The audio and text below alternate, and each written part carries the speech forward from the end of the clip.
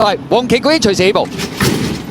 好，你一起步嘅時候啊，前面快閘嘅嘛，中間有美麗第一啊，外邊嘅氣勢呢，最出呢就係嘉應高升啊，走咗上去噶啦。跟住個第4位係好有心得啊，內欄第5有舉步生風啦，第6位紫色衫係驕陽明區啊，後邊嗰4匹馬金鑽貴人啦，內欄尾3、6、3係精算暴雪啊，後邊2匹馬分別係開心寶寶啦，暫時殿後，幸運有利嚟噶。咁啊，轉緊香港體育冤彎啦，放頭嘅馬係美麗第1啊，嘉應高升已經咬住第2啦，氣勢第3位內欄。第4舉步生風，第5位仲係好有心得啊！中間第6係驕陽明區啊，埋邊6、3大約尾4到啦，有精算暴雪，後邊3匹馬金鑽貴人、開心寶寶暫時殿後，係幸運有利嚟噶。好啦，正進入直路啦，前面透出嘅馬已經係嘉應高升，逼咗2下已經彈咗隻正腳出嚟噶啦，後邊嘅馬舉步生風，中間上緊嚟，中間有氣勢，後多層嘅馬出邊金鑽貴人追咗啲，馬林入邊做精算暴雪，大外檔係幸運有利，最後100米到啦。